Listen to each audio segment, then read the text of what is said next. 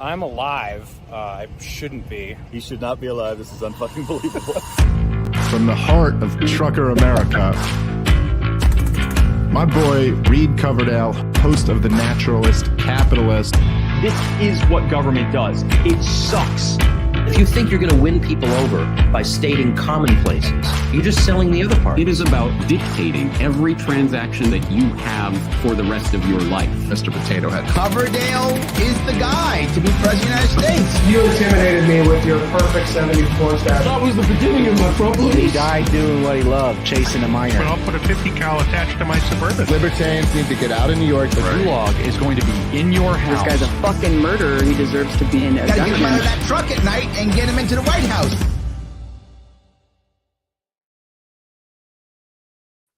Hey guys, thanks for tuning in to another episode of The Naturalist Capitalist. A lot of people have been asking what happened to the show with Dave Smith. So that's been rescheduled twice.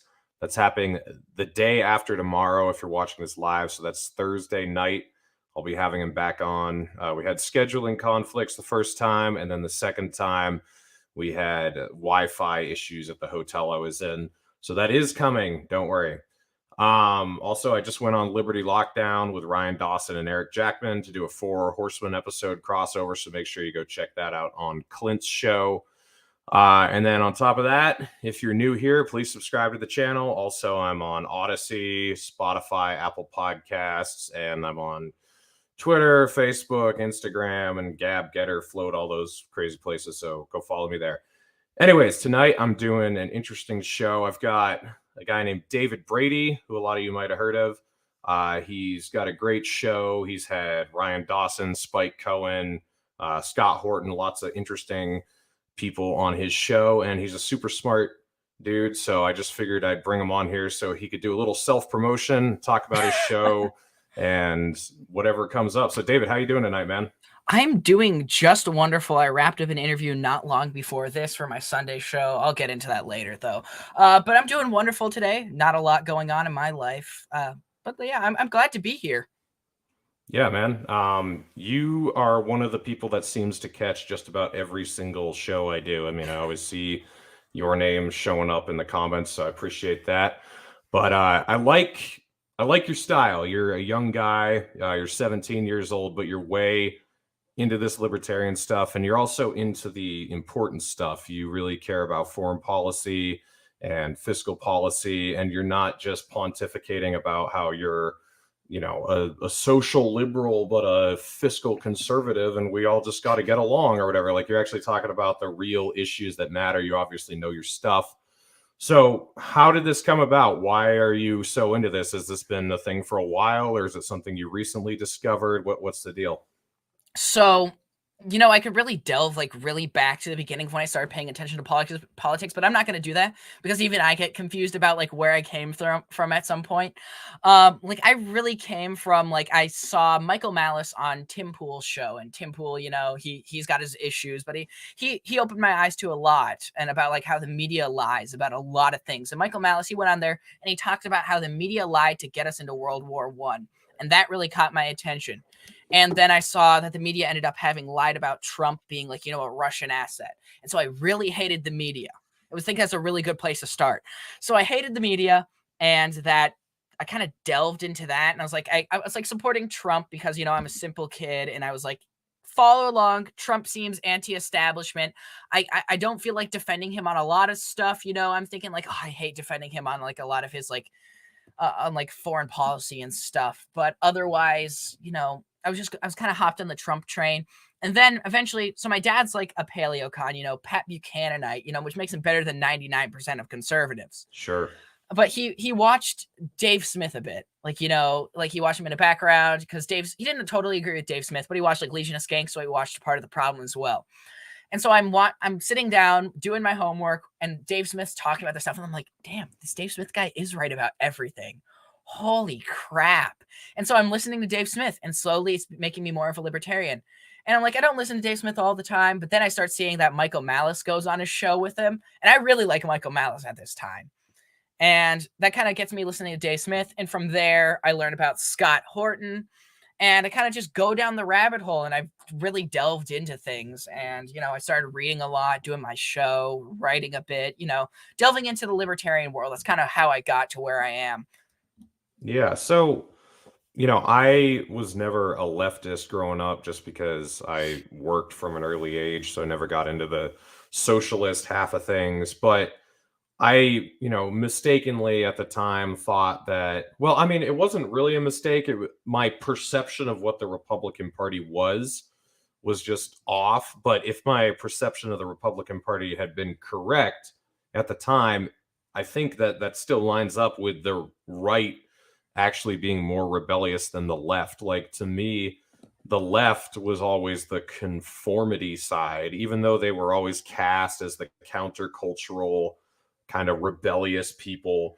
When I really looked into it, it was like, well, wait, the Democrats are wanting to pass this law that we all have to take this class to get our CDLs, or we need all these new safety regulations, or we need this new thing pushed on us. And so I thought, no, the Republicans are the ones who are actually, want us to be allowed to have guns and don't want the government taxing us to death or whatever. And then eventually I found out that wasn't even really what the Republicans were about, but it was what they were supposed to be about. So, as a young guy, is that trend of rebellion dying amongst young people, or are they just misled still, or what's going on there? Because it seems like the young generation is just all about, I'm not gonna go to this school anymore because they're not requiring me to wear a mask. And this guy has a controversial opinion, and I'm going to protest him being allowed to speak at this school.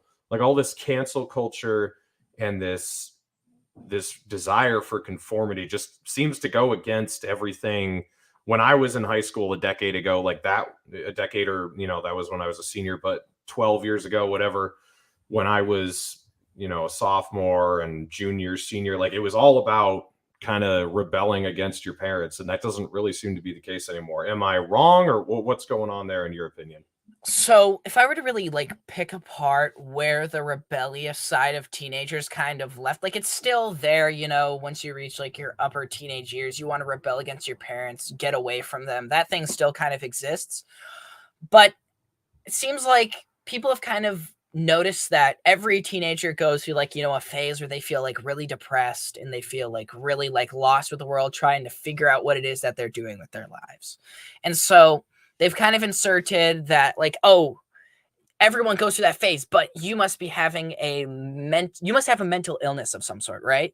And so they've kind of decided to throw in we're going to coddle you and we're going to protect you, and that is that is a thing of virtue. You're beautiful because you have a mental illness, not because it's a phase, but because you have a mental illness. And they've kind of just jumped on that, and from there it kind of inherently leads you towards the left right now, because they're willing to coddle you.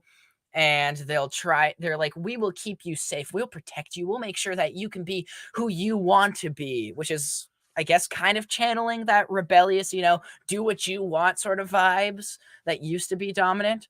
But now it seems like the Republicans have kind of become the face. The Republicans, or maybe just the right wing, have become the face of, take responsibility for yourself and, for your own actions. And that kind of lends itself to the more rebellious thing, because, you could take your own actions. Right. I don't know how this switch really came to be, but I feel like it has something to do with we're going to make sure that you can be coddled and you can feel safe at some point. And they kind of switched to that. Mm-hmm. So do you see any sort of realignment taking place going forward with young people? Do you think there's waking up at all to the fact that the left is just about conformity and is just about making you a loser instead of really branching out and becoming something? Do you think that some people are waking up to that? Because I remember after the 2016 election, I saw a lot of that. A lot of people. So in 2016, let's see, I was 22, 23. So I saw a lot of people my age who had been Bernie supporters. And then after the 2016 election, something switched with a lot of them. And they got way into Steven Crowder and Ben Shapiro and what's his name? The Jordan last Peterson? liberal. No, well, yeah, him too, but I'm blanking on his name. The dude who was the last liberal and then became a conservative. Dave Rubin? Dave Rubin, yep. So they were listening to all those guys, and I thought that was an interesting realignment that took place, because that happened with a lot of people I knew, and I saw it becoming a trend. A lot of people who had been pro Bernie and then saw what he did for Hillary in 2016 kind of snapped them out of that and caused them to realize that the left was lying, and then they were kind of buying into the lies of the pseudo right wing, or whatever you want to call it, saying like, oh, these are the guys about actually taking responsibility for yourself. But at least the rhetoric from like Ben Shapiro and Steven Crowder and a lot of these guys is a little bit more, about self-responsibility and stuff. So that was an interesting trend that I saw. Do you see anything like that happening now? Has the craziness of the last 2 years snapped a bunch of people your age out of that bullshit phase, or do you think that it's just going to keep continuing the way it's been going? So, like, we can talk about, like, the past 2 years for sure. Like, I definitely think that's a radicalizing thing. But if you want to touch on, like, after 2016, I think there's definitely something to, like, this intellectual dark web sort of thing that people kind of delved into, because, the mainstream media, they became anti-Trump, probably because he was somewhat anti-establishment. He seemed like a rejection of everything that they believed in. And so the media, they went hard. They went harder than they needed to against Donald Trump. And so people, you don't want to 100% agree with Donald Trump. So you go to these like mildly conservative figures, like Ben Shapiro, who disagree with him on some stuff, and they seem more well-mannered and more self-responsible. And that's kind of like, I think, where that kind of shift came from. And thus people didn't want to agree with the mainstream media, who are acting like total lunatics for absolutely no reason. Like, you could have just let the guy speak. He would have screwed himself over in the end, but they had to throw a total fit like children. Yeah. And so people kind of went to this pseudo right wing because they seemed like the voice of reason. They were like, oh yeah, these people are total lunatics, because the American left didn't want to say that the mainstream media were lunatics. And so they decided, we're going to latch onto these guys who are like, oh yeah, we don't agree with Trump on everything, but the media are total nuts, and they're willing to point out and tell the truth at least sometimes. But for the past 2 years, like, amongst my peers, I see so many people, they've become so upset and so angry at the system because the system just screwed them over. They're doing nothing to help us. Like, if there's one thing that radicalized me against the school system, like, I used to be someone who somewhat enjoyed being there, learning all this stuff. It's radicalized me against the school system. I think a lot of people, because they saw that they were abandoned by the system. And so they've kind of become, against the state, against the government here, and that the government screwed them over and they didn't help them.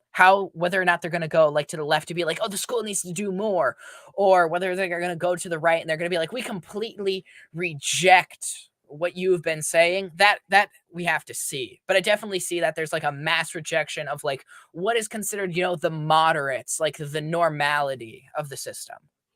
Yeah, it seems like a lot of people are not converted through reason.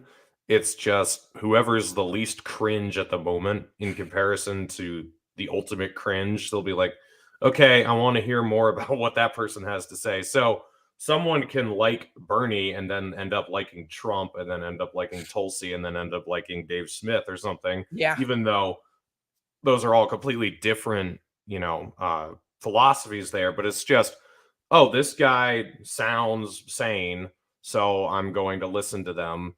It's not necessarily analyzing what they say on the issues and figuring out whether or not it makes sense. It's mostly tone. That seems to be what initially convinces most people. Would you agree with that, or any thoughts on that? No, I mean, I totally agree, because you definitely had this weird paradigm where the American left and the corporate press were just acting like total lunatics. Like, really, Donald Trump would have sabotaged himself if they hadn't freaked out about it. Yeah. He would have listened. Just like, I like to say that in the Biden versus Trump debates, the best strategy was just to let the other person talk. Yes. 100%. And it's just, Trump seemed to be the least loony of the two on the paradigm. And definitely you see these people delve into like the intellectual dark web sort of thing, you know, Ben Shapiro, because they were like against the people who were acting like total lunatics in favor of like, but still being somewhat critical of Trump, you know, not perfectly, but it kind of, you saw like the neoconservative elements and like Ben Shapiro kind of seep in there. I don't know, but it's like whoever is like the least that much of a lunatic. Like you see, I'm seeing this total mass rejection of what is woke because nobody finds it cool to be woke anymore. And it's just, I don't know. I'm trying to think here, but it's not cool to be woke because all these woke people are essentially like the evangelical Christians of the 1990s, you know, telling you have to listen to us, you have to obey and comply or die in this system. And so you're essentially seeing that people are mass rejecting it in very much the same way that like the left used to be rebellious against these 90s evangelical Christians. And now the evangelical Christians are being cool because they're a little bit mellowed out nowadays in compared to the complete lunacy that is the American left. Yeah, I mean, it's reminded me of the way the people that I was familiar with from my upbringing would act if you started questioning anything. You know, it was heresy to question the Bible, and now it's heresy to question the woke. Like you are excommunicated from a church, and you are, you know, you're not allowed to debate, you know, based on reason. It's just based on pure emotion and fanaticism. It's just like, so yeah, I mean, I 100% agree with you there. So what was your, do you have like a red pilling moment that kind of started switching you? I know you started listening to Michael Malice, but was there something before that that kind of made you start thinking, you know, changing the way you thought? So I've been becoming a libertarian for like almost 8 years now. But even halfway through my libertarian shift, I still wasn't really red pilled. I think the first thing I really remember was when Trump went and talked with Kim Jong-un. And like 2 weeks before that, there was all this fear mongering that we were going to go into nuclear war, which I thought was ridiculous. I was like, we're not going to go into nuclear war with North Korea. This is just stupid. It's not going to happen. But then like 2 weeks later, suddenly Trump is over there talking to Kim.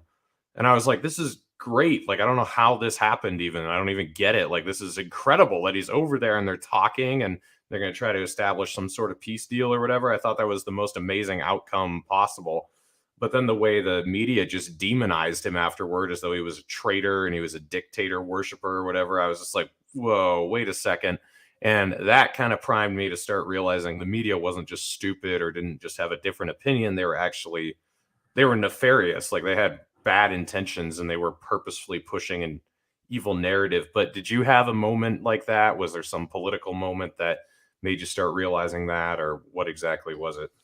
So I would say there's kind of like two in there. The first one was like, it was a bit of Dave Smith talking about things. Like it was a bit like, there's one after January 6th, which I'll get into. And then there was like him talking to, I think it was Magnus Panvidia, and they were talking about all the woke people. And like how it didn't really become a thing until after Occupy Wall Street. And that really made it click in my mind that, hey, a lot of this stuff is just controlled opposition. All of this strife is just stupid and pointless.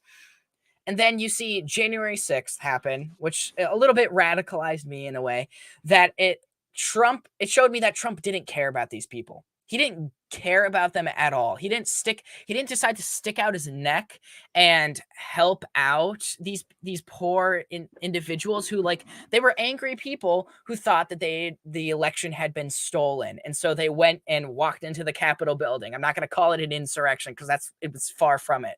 Mm-hmm. But like, Trump didn't help those people. And that kind of red pilled me to like, the Republican Party isn't going to help you people. I saw like the Republicans, they also just like left Trump out to dry in the end there. And it just radicalized me. Like, the Republican Party isn't going to do anything to help you.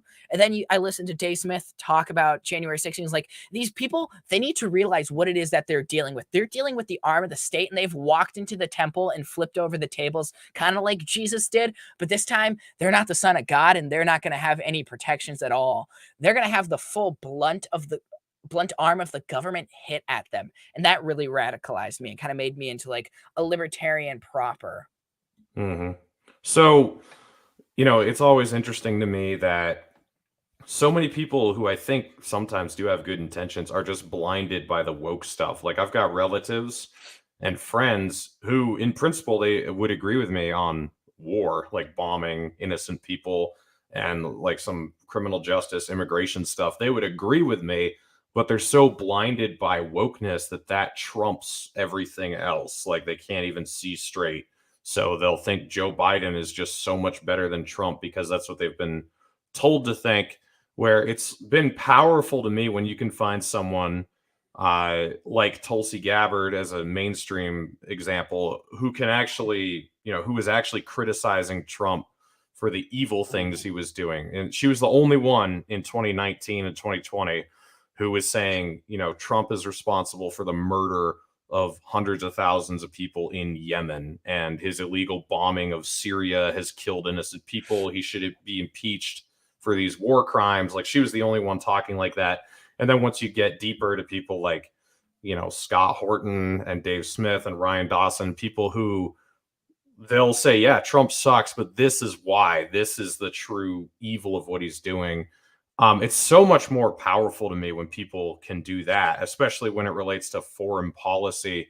So what got you into the foreign policy aspect? Like, what was it, just listening to Scott Horton that just made you realize how horrible everything was? Or is that something you have cared about for a long time? What specifically in that angle really made you angry and upset and made you want to just go down that rabbit hole?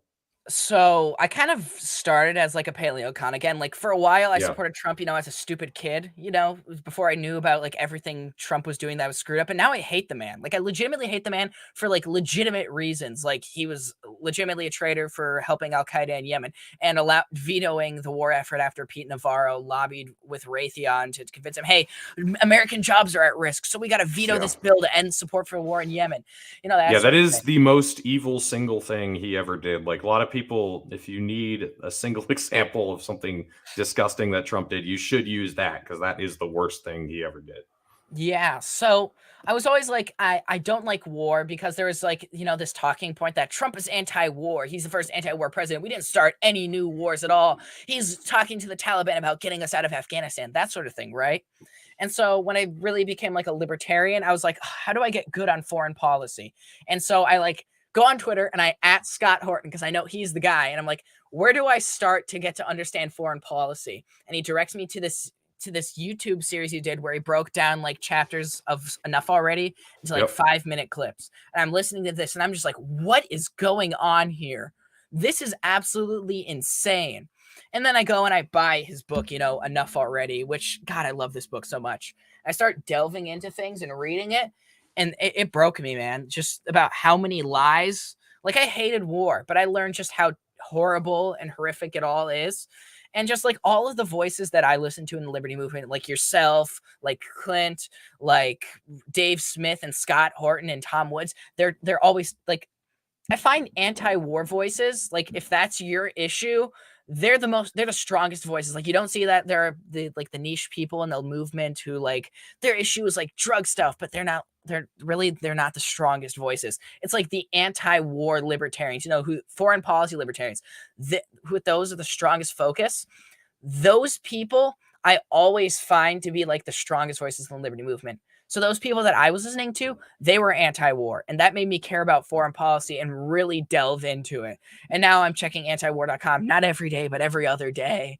And I'm listening to every episode of the Scott Horton show, so that way I understand what's going on in like Yemen and Russia and Ukraine. And I don't know, just the rabbit holes you can go down. And then I guess probably the biggest thing that really made me an anti-war libertarian is his debate with Bill Kristol. Scott's debate with Bill Kristol. That was the most glorious thing I've ever listened to in my life. Yeah, for sure. I mean, you would think that young people, and by young, I don't even mean just your age, but like my age too, like people in the draft spectrum, like where you could get drafted into war. You'd think that they would care more about this than they do. And then especially if you look at films, like Hollywood in its in a lot of its most famous films, you don't come away with it thinking like, wow, war is awesome. Like the message of a lot of the films that have come out is like, you know, big empires are bad. The underdog is the good guy. I mean, that's a typical storyline. It's just interesting to me that there is like this kind of libertarian undertone to a lot of really famous American films, yet Hollywood is so liberal, and then all the younger people who are more into these films, they end up being so liberal, and by liberal I mean like shit libby, you know, they don't really care about anything except using the proper pronouns or whatever, and they don't care about any of this stuff. Do you find that strange too, that young people don't care about this? You know, I just think that a lot of the times the young people are just really removed from this stuff, and that it's this very like primal thinking that the Democrats and like the liberals, they just like, we're gonna make things better by giving you things, right? And so they agree with that, and that's why they kind of go down like, you know, the cliche Democrat become a liberal type. But I definitely think that there is like a very libertarian like undertone to the way we talk about like war in America nowadays, and that we like look in these films. Like I just watched Saving Private Ryan like a week ago for the first time, and like that is a gruesome film. Yeah. That is showing you that war isn't like, you know, like Call of Duty where the good guys come in and kick down the doors and they do all the business and nobody gets hurt on the good guys. Like, no, good people get hurt for no reason. And we do terrible things abroad, even if we are like pretty much the good guys, like fighting the Nazis, that sort of thing. Like Saving Private Ryan is a very good example of that. But I think there is like a very like anti-war undertone to the way we discuss things, because you see this mass repudiation of like George Bush and Barack Obama and all the foreign policy blunders they've made. Like, you see, does anybody talk about Hillary Clinton and foreign policy in a good light? No. I don't think I've heard anyone say a good thing about Hillary Clinton in foreign policy. I don't think I've heard a single good thing about George W. Bush and how he treated foreign policy. Like, I think there's like a lot of time I'll run into people and they'll be like, we 100% agree that we shouldn't have been in Afghanistan in the first place, that the Iraq war was a mistake. There's definitely like an anti-war undertone. It's just that when the war drums get beating, everyone's like, I got to stay with my country. You know, I got to believe what we're saying because we're the good guys, right? We're the good guys. Yeah, it's funny. You put me to shame, you know, being interested in this stuff about and having the right information at your age, because when I was your age, I wasn't nearly as invested as you are. I didn't have a show or anything like that, but I was very opinionated, just, you know, with the completely wrong opinions. I was still basically a neocon. My senior year, Ron Paul, his election caught my attention, and I liked him. You know, I liked what he was saying, but it was mostly just because I could tell he was genuine. I wasn't necessarily listening to his message that much and realizing how wrong I was about everything. It was just like, wow, this guy gets up there and just says whatever he wants and people cheer. I like that. And I remember I was telling because I was 17 when the primaries happened in New Hampshire. It was February of 2012. So my birthday's in May, so I wasn't old enough to vote. But I was telling my friends, yeah, vote for that Ron Paul guy. He seems legit. But it wasn't until like almost 2 years later, after the election, after I had voted for Romney and everything in the general election, that I started kind of revisiting everything and was like, man, this guy was right about a lot of this stuff. And you know, I don't know, it's just when you have someone who is obviously earnest and sincere in what they're saying, I think that really excites younger people a lot. I mean, I think Bernie had a good facade for acting like he was genuine and like he was a real person and actually cared about what he was saying. And I think that's why so many young people liked him. And that was why a lot of young people also liked Ron Paul. And then a good amount of young people liked Trump too, you know, for the same basic idea. Do you think that's true, that young people just like someone exciting who seems genuine, where older people have maybe accepted reality in a sense? Not really. They haven't really accepted reality, but that's what they think they've done and been like, well, you know, everyone sucks, so I'm just going to go with whoever has the best chance to win or whatever. Do you think what do you think causes young people to gravitate toward people like Bernie and Ron Paul? So if you're like look at Bernie, like the entire time of 2016, that primary season with Bernie, his entire spiel was like, reject the Clintons, choose like the actual progressive path, his supposed truth to power. And that's like the entire thing. If you're telling the truth and you're giving these facts like that completely rejects who's currently in power, that's something that draws people's attention. And young people, they're not like as set in their ways, and so they're better able to adapt to these things and understand. Like I don't think like if I was 30 and I had heard Dave Smith that I would have nearly as believed him as much as I did.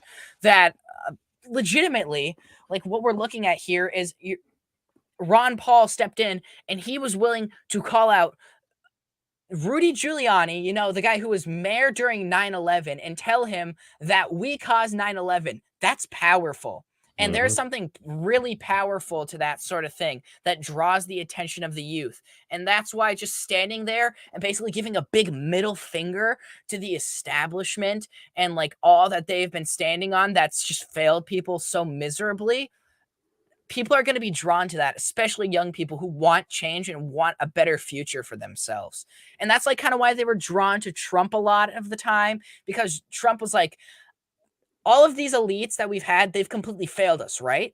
And so he was kind of offering his own solution. I don't agree with his solution anymore, but like he was trying to actually offer a solution other than like, I bring the skills, I bring the experience, like Hillary Clinton.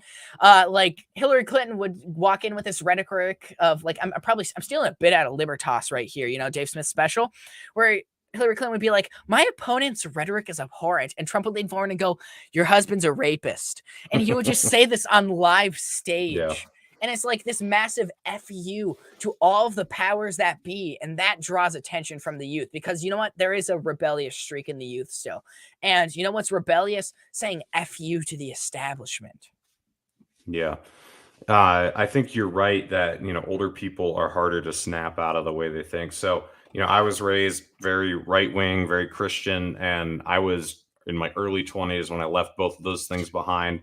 My dad, even though he was against the Iraq War and he was based on some of that stuff from an early time, accepting that that America is an evil empire has taken a lot more for him. He is there now, but after growing up, and basically being like 50 by the time, or older than 50 by the time like I really started throwing a lot of this stuff in his direction, that's a lot harder to accept. Like when you've lived your whole life believing that you basically live for, you live in a decent country that's a representative government that really mostly believes in freedom, but just gets things wrong occasionally in foreign policy. Like that's really hard to accept. I mean, I've been hanging out with a relative the last couple days. He came out here to ride in the truck with me up to Idaho because I'm going to be leaving this job in a few weeks, and he just wanted to get the experience while I was still here. And he's quite a bit older than me. He's like almost 50 years older than me. And we were talking foreign policy and what's going on in Russia and what's going on in Israel and Gaza right now, all the way up to Idaho. And I mean, he just had the completely wrong information on almost everything. And it's no big deal for me at like 21, 22, whatever, to be like, okay, yeah, I just had all of this wrong. But when you're that old, it's just really hard to deprogram yourself, especially when it's built into your belief system that America is good. It's just easier for us to let it go. There's no real question there, but whatever you want to say on that. I mean, yeah, like, I don't know. I'm like, I have a really great family. Like, I love my family. And I think that's rare. And nowadays you see so many people my age, like they hate their parents and stuff. But you know what? I love my parents. I love my dad. I love my mom. And I love talking to my mom. Like I'll talk to her about politics and she'll sit there and she'll listen to me talk. And she'll be like, okay, David. Okay. And she'll let me go off on these tangents, like libertarians do. But there's definitely something like I'll be telling her these things and she's slowly becoming more and more like libertarian, I think, to it. Like so much so that she doesn't believe in any political party. She doesn't think anyone who's going to run for office at all has good intentions and that they don't care about you at all. And that she thinks, I think she thinks we're screwed. But that's pretty libertarian to think all of that, Yeah. But like, you know, I think there is a chance you can really convince people if you really just tell them what's going on and you explain it and you're persistent, you're consistent about what you do, you'll be able to really convince those people because you know what? You can't deny reality forever unless you're like totally loony. And most people, they don't want to be walking around in a contradiction their entire time. Right. So you've also gotten kind of interested in the 9/11 truth side of things and not like the kook movement, but the real stuff. I know you really like listening to Adam Fitzgerald, Ryan Dawson, people like that. What got you interested in that? How did you get introduced to that? And then what made you think, oh wow, this is interesting. I want to know more about this. Okay, so I'll start with like the base thing here that, you know, I'm like a Ron Paul libertarian, you know, like a Rothbardian. I always knew that 9/11 was the consequences of blowback. Like, I think my parents were very clear about that. Like, we were doing screwed up things abroad, and that's what caused it to happen. My dad actually gave me a book a while back about how we trained the Mujahideen in Afghanistan, and it was a really good book. But you know, but my dad's always known about that stuff, and you know, it always kind of caught my attention. And so I was more than open-minded to be able to look into these sort of things and to be able to understand that we just let that happen. Like after I became like a red-pilled libertarian, that became a very easy thing to accept. And so I was able to listen to people like, you know, Adam Fitzgerald, Ryan Dawson talk about these things. Like the very first episode of The Naturalist Capitalist that I ever watched was Adam Fitzgerald on your show talking about 9/11. And then I think then Peter Schiff, and then the Four Horsemen with DJ Thermal Detonator and Ryan and Adam and yourself talking about 9/11. And it just like broke my mind there. And I became really interested in it. And it's like, it seems like after reading enough already, where I can see the power of like these Israeli lobbies and the Saudi lobbies and all of these foreign influences, like especially the Ukraine lobby nowadays, you can really see that it's easy to accept that the intelligence agencies also have this same collusion. And it allows me to really be open-minded to that sort of thing. I mean, I had Ryan on my show not too long ago, which is pretty fun. Yeah, no, that's awesome, man. You're gonna go far places if you've already got him on the show. And like I said, guys, you got to check out his YouTube. He's had let's see, you've had Spike Cohen, Ryan, you've had Scott Horton, Tho Bishop.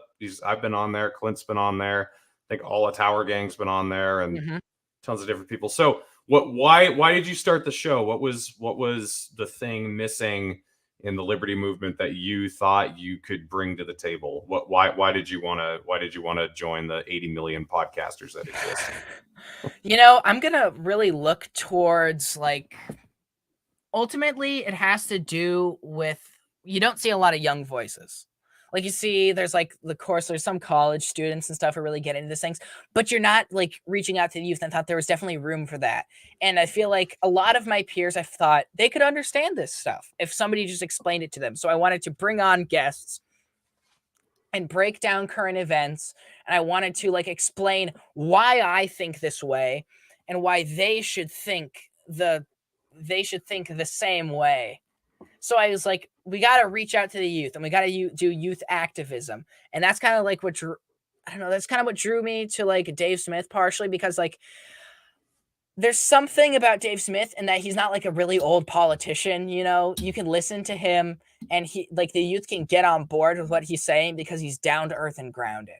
And I just thought I could offer my podcast as a way to like break down these things and explain it to my fellow youth. And so I started my podcast because, you know what? I also wanted to have these conversations and get to know folks like this and get involved in the liberty movement. So that's kind of why I started my show. So what interview were you most surprised by how it went, or did you learn something from it, or were you did it just turn out differently than you thought it would? What's one that really left an impression on you that you did? So there's quite a few that I could go into. I really liked my episode with Ryan. Of course, Ryan was great, but I hear him a lot of the time on the Four Horsemen and on your show. So it's like a lot of the stuff is stuff that I know already. I would say I I talked to Nate Atkins. He ran for mayor of Minneapolis. He's great. I love the guy. I went down to help with his campaign in 2021 when he ran for mayor of Minneapolis. That was a great conversation. I've had Angela McCardle on. That was another great one. I especially love when I got Scott Horton on to break down the state of Yemen. Because I don't know, we were talking about Yemen, and then towards the end we were talking about, like, are we optimistic for the future? And I got like a really mellowed out Scott, like he was leaning back in his chair, breaking down and talking about this stuff. And I really loved that interview. That was still one of my favorites. I liked my episode with Patrick McFarland. I've had a ton of great guests on my show. I'd have to say probably the best thing that I've done is really getting my co-host Sam. Like, props to Sam for being my co-host. Because I feel like for the first few episodes, I was just like talking to a screen. It was just me, but having someone to bounce these ideas off of and talk to, that's productive because it means I'm not talking into an echo chamber, just confirming my own preconceived notions. I'm talking to someone. And so I thought just onboarding Sam and having him as my co-host was probably the best thing I could do. And that's what I'm most proud of having done. Yeah, the closest thing I would have to that is Michael Gorecki, who we don't do shows together that often anymore. But when I first started, I couldn't obviously just be like, "Yo, Dave Smith, you want to come on my podcast?" So I had to build something up. So he was the guy that kind of did that with me. He's another truck driving libertarian, so we had a lot in common that we could kind of bounce off each other. In the first, I mean, he appeared several times in the first 20 episodes I did, and yeah, that's always great to have a friend who's willing to invest in that. So you're not just in the liberty movement, but you're like active in the Libertarian Party. I know you went to the convention in Minnesota, but you're also a member of the Libertarian Party of New Hampshire, even though you don't live there. So what are you hoping to get out of the Libertarian Party? I mean, it's cool to see someone actually excited about it at your age, but what do you expect it and hope it to turn into in the future? Well, like I said, I'm like a Mises Caucus guy. I follow Dave Smith, I follow Scott Horton, I follow Tom Woods, those guys. It's great. And whether or not, I don't expect us to win nationally. Maybe Jeremy Kauffman, I could see him winning in New Hampshire, but otherwise I don't see us winning nationally. And the Mises Caucus really gave room as like, we're going to focus locally. And that interests me, like, turn your state into New Hampshire, essentially, fight for these things at your home state. And so I got involved in Libertarian Party because, the Republican Party clearly doesn't care about you. There's some good Republicans, but the Republican Party as a whole does not care about you. They don't care if you exist. They just want you for taxpayer money and to throw you into endless wars. And so the Libertarian Party, because, it was consistent and we're going to turn it into something great. That's what drew me to the Libertarian Party. And so I started reaching out. I was like, let's get involved in the party. I started helping out with Nate Atkins and his campaign. That was like my first like real political activism properly. I was running the Minnesota Mises Caucus Twitter for a while, which was pretty fun. And then they onboarded me to running the social media for Libertarian Party of Minnesota. So, hey, I've been running that recently. I was the one who got that Elon Musk tweet, got him to respond to that. I'm pretty proud of that. And like, I'm working on trying to make it like I can't be New Hampshire, but like the second most based Libertarian Party affiliate page right now. I got tough runnings with competing with Kentucky, but I'm trying my best, man. So I just got involved in the Libertarian Party because ultimately I see it as you're going to win locally. You got to change things locally, nullification, that sort of thing. And then you've got to teach people and let people know that there are alternatives. And right now you're seeing libertarians. We have the perfect opportunity. Libertarians are going on all the biggest shows. You see Joe Rogan has Dave Smith on, like, I think every 6 months at least. And it's the biggest platform in the world.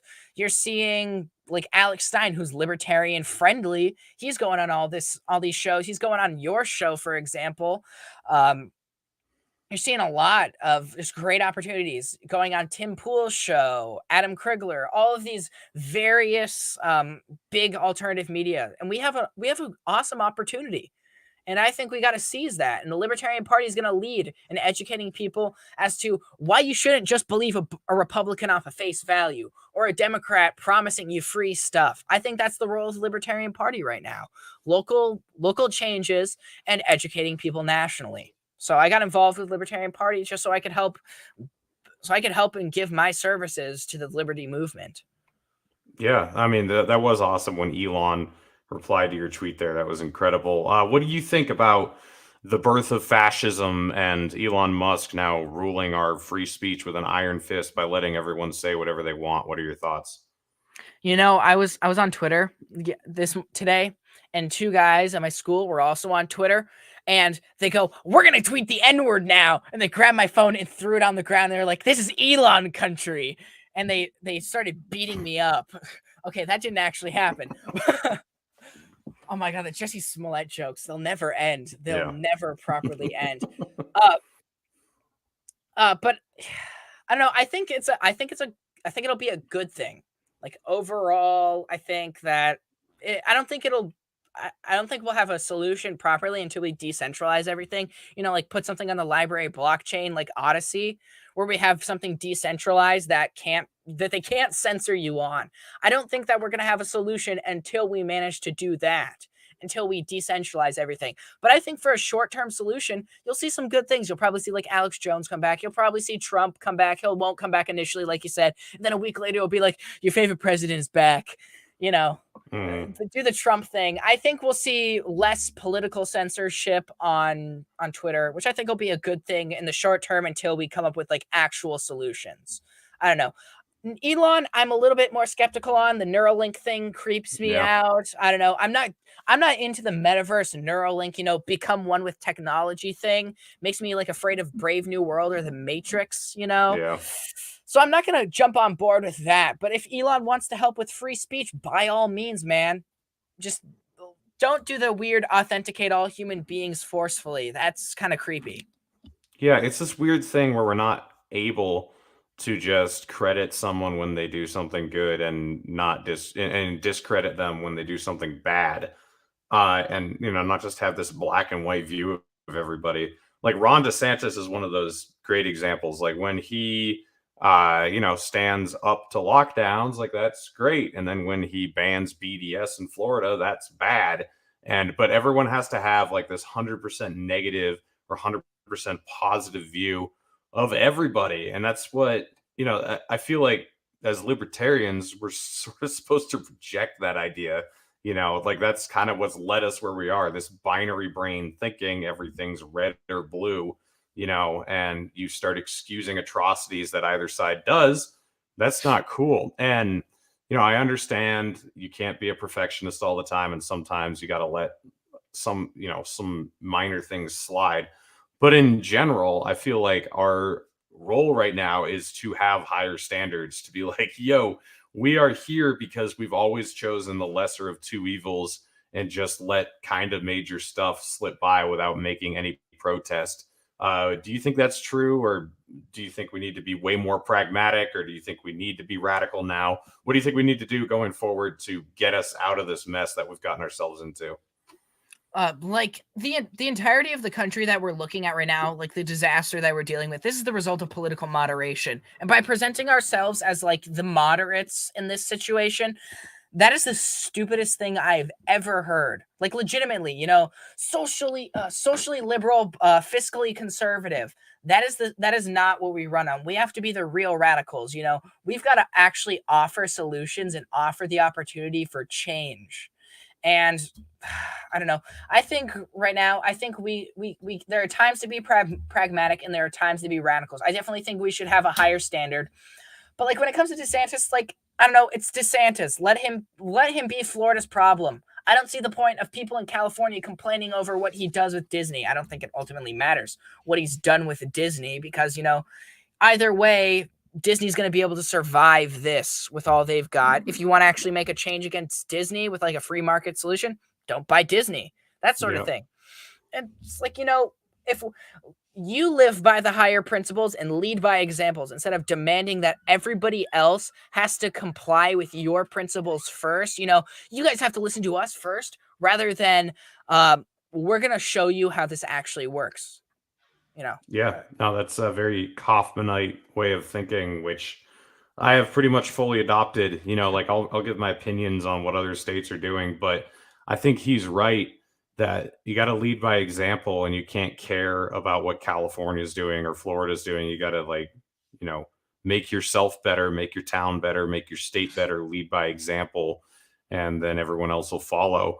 And this is a very Christian sentiment. Take the log out of your own eye before you remove the speck from your neighbor's eye. And frankly, a lot of libertarians, they need to start, you need to start proving to people that these ideas are going to work. So if you're, 50 grand in debt and you have a bunch of felonies on your record for aggravated assault or something like that, and you're telling other people that libertarianism is the way to go, you don't really have much of a foundation to stand on. But if you're financially responsible, you're a person who takes care of yourself and takes care of those around you, then you actually have a place to stand and be like, this, these principles work. They work in my life. They work in my town, so they can work in this country. I think that's the way to go. Yeah, man, I totally agree with you. Like, I am someone who really likes Jordan Peterson. Like, Jordan Peterson, he's got like a few things that he's not very good on, but he's getting there. He's getting there for sure. But I definitely appreciate the sentiment of clean your own room before you try to clean up the world, that you need to focus on yourself. Like, the number one thing you can do for liberty right now is fix yourself. Get into the best possible situation. Don't be going out there and donating thousands of dollars to the Libertarian Party if you don't have your own life intact. If you don't have the time, like if you're financially unstable and you cannot give out, you cannot give your time to the Libertarian Party, don't. Improve your life first. That's what's important. Nobody wants to follow people whose lives are in shambles right now. Like, frankly, do you look at people like, I don't know, I'm going to throw out a name. Do you look at Adam Kokesh right now and think that's very inspiring?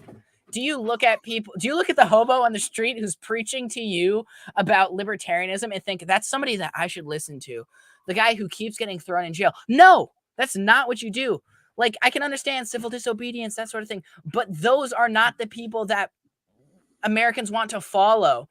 They want to follow people who have their lives in check and who actually provide, a good example of what to do. They're proving like, hey, I have this philosophy and I'm not a terrible person who has my life set on fire around me. I can actually do things and I can give you the time and show that it can work.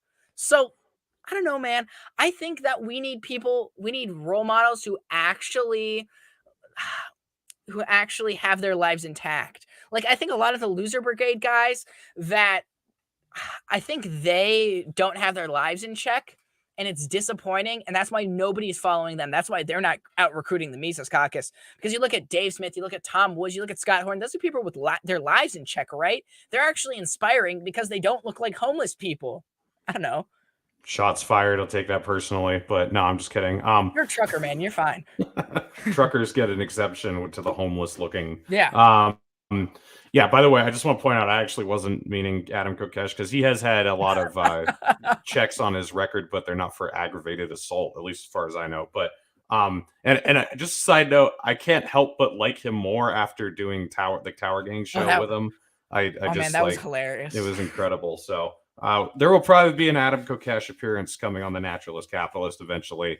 I'm just really, frankly, not interested to talk with him about his beefs with someone from a Facebook group from 4 years ago. I just don't really give a crap at all. But anyway, David, where can people follow your show? I've got your Twitter and your YouTube linked in the description. And then you've got, if anyone's watching this video, you can see he's got his Twitter in his name on the video @Real David B. Jr. But where can people keep up with you, and what interesting, exciting things do you have coming up? I mean, really, Twitter is like all that I use. I technically have like a Gab and a Minds, but I don't really go onto those at all. Twitter's really all I care about. Follow me there, Real David B. Jr. You can follow me. Please do. I want to get up there, actually get somewhat of a following at some point. I don't know. I enjoy Twitter way too much. But for my show, you can find it on YouTube. You can find it on Odyssey. I don't know. Sometime I'll get some community strikes and kicked off of YouTube, and I'll have Odyssey, and I've got a somewhat decent following on Odyssey there. But check out the show there. I have some great interviews. I have interviews with Scott Horton. I've got great ones coming up this summer as well. I've got Ryan Dawson on there. I've got Clint. You were like the fourth person that I had on my Sunday special, which is pretty great. There we go. So you can find my interview of Reed back then when I had the most rookie of setups and I looked like half dead while interviewing Reed. That sounds like me, a rookie setup, half dead. That sounds like most of my podcasts, by the way. So. Oh yeah. So coming up this Sunday, I guess I have Chase Geyser. I'm sure he's been on this show, right? He has. Yep. Yeah. So you can catch that Sunday special. I'm at some point I should be having Alex Stein on the show. Very nice. I should be having Nick Rekieta from Rekieta Law coming up sometime. I reached out to him. I've been messaging him on Twitter. Hopefully he'll get back to me and I'll be able to talk to him. I've got some great interviews coming up this summer, trying to build up some stuff before I go off into the woods. And I can't upload stuff. This Friday, though, Reed, you're coming on my show again with Eric Jackman for the Friday night news wrap. It should be a fun show. I'll get to hear what like Alex Jones and Donald Trump think about Elon, hopefully reinstating them to Twitter, hopefully. Yeah, 100%. Everyone go check out his show. You won't regret it. As you can see from this interview, the guy knows his stuff. He's on top of things, and he's going to go far. He's only had his show for a few months, and he's already had all these amazing guests, great conversations. Go follow him on Twitter, follow him everywhere. David, we'll see you Friday night, me and Eric, on your show. Oh, yeah. Can I mention one last thing? Absolutely. Go ahead. Oh, yeah. I do a little bit of writing on the side. I try to get some articles published. I've had one published in the Foundation of Economic Education on their website about New Hampshire because I love New Hampshire, hoping to become a free stater someday. I've also had one published in Being Libertarian about secession, and I got my very first article published at the Libertarian Institute about what will you do when the bubble pops, talking about how the Fed has screwed over the economy and how there's really no solution other than a recession right now. So I guess if you want to check that out, I'm trying to submit some more articles to them in the future, see about getting myself a little paid gig there. I don't know. I'm kidding. But like, I write a bit. Sometimes if you follow me on Twitter, I'll tweet about it. I like doing some writing.